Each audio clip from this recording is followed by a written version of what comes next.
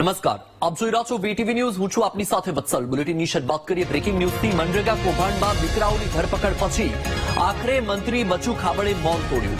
દાહોદ મનરેગા કૌભાંડમાં દીકરાઓના બચાવમાં મંત્રી બચુ ખાબડ. VTV news સાથે બચુ ખાબડની એક્સક્લુઝિવ વાતચીત.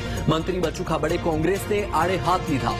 મને અને મારા દીકરાને બદનામ કરવા કોંગ્રેસે આક્ષેપ કર્યા. અમે તપાસમાં પૂરતો સહકાર આપીશું. અમને ન્યાયતંત્ર ઉપર સંપૂર્ણ વિશ્વાસ છે.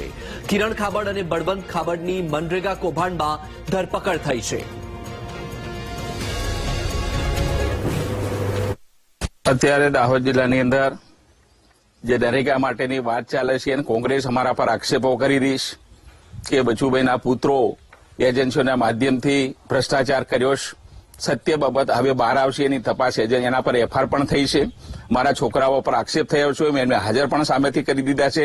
અમે સરકારની મદદમાં છીએ. જે એજન્સીઓ તપાસ કરે છે એને સહયોગ પણ આપી રહ્યા છે અને આવા આક્ષેપો હંમેશા કોંગ્રેસ કરતી આવે છે. વિધાનસભામાં પણ પ્રશ્નો પૂછીને એનો જવાબ પણ અમારી સરકારે આપ્યો છે અને જોયું છે.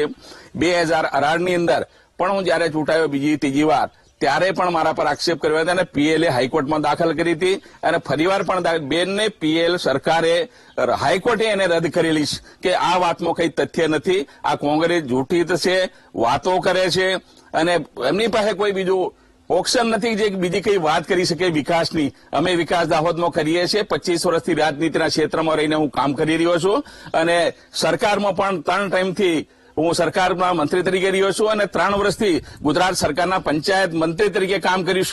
એમાં 3 વર્ષની અંદર 1 રૂપિયાનો કોઈ ભ્રષ્ટાચાર થયો હોય મને સાબિત કરીને કોંગ્રેસ બતાડે તો હું મારા પંચાયત વિભાગમાંથી જાહેર જીવન છોડી દેવાની પણ મારી તૈયારી છે. આ આક્ષેપો પયા વેહોણા છે. તેમ છતાં મારી જે એજન્સીઓ તપાસ કરી રહી છે, સરકાર પર એજન્સીઓ પર મને પૂરો ભરોસો છે. જે પરિણામ આવશે અમે સ્વીકારવા તૈયાર છે. Thank you. મંત્રી બચુ ખાબડના આરોપ પર સામે આવી કોંગ્રેસની પ્રતિક્રિયા. બચુ ખાબડ બચવા માટે નિવેદન કરતા હોવાનો કોંગ્રેસનો આરોપ. દાહોદના યુથ કોંગ્રેસના પ્રમુખ સંજય નીનામાએ આપ્યું નિવેદન. કોંગ્રેસે માત્ર આરોપ નથી લગાવ્યા, પુરાવા પણ આપ્યા છે. ગરીબોના પૈસા ખાઈ ગયા એટલા માટે અમિત ચાવડાએ રજૂઆત કરી હતી. માનનીય મંત્રી શ્રી બચુભાઈ ખાબડ જે હમણાં બોલી રહ્યા છે કે કોંગ્રેસ મારા પર અને મારા પરિવાર પર આક્ષેપો કરી રહી છે. હું માનનીય મંત્રીશ્રીને કહેવા માંગુ છું કે માત્ર કોંગ્રેસના આક્ષેપોથી ડીઆરડી ના અધિકારીએ તમારા પર એફઆઈઆર કરી છે? શું કોંગ્રેસના આક્ષેપોથી નામદાર કોર્ટે તમારા પુત્રોને રિમાન્ડ આપ્યા છે? શું કોંગ્રેસના આક્ષેપોથી પોલીસ તમને ધરપકડ કર્યા છે? માનનીય મંત્રીશ્રી, આપ બસવા માટેનો જે સટકબારી ખોલી રહ્યા છો પણ એ તદ્દન ખોટું છે.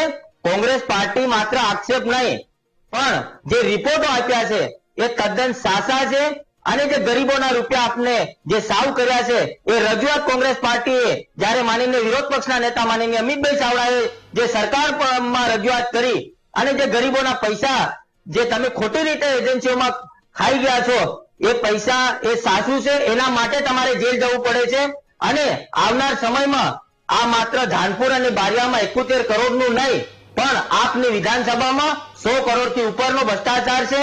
એ અમને વિશ્વાસ છે આ નામદાર કોર્ટ પર કે આવનાર સમયમાં આ મોટા પાયે આ ભ્રષ્ટાચાર નીકળશે.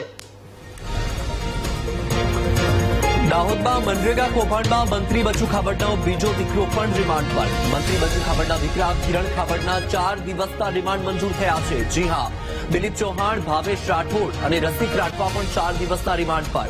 એપીઓ દિલીપ ચૌહાણના 10 દિવસના રિમાન્ડ મંજૂર કરાયા. મનરેગા કૌભાંડના 12 આરોપીઓને કોર્ટમાં રજૂ કરાયા હતા. પોલીસે 14 દિવસના રિમાન્ડની કરી હતી માંગ.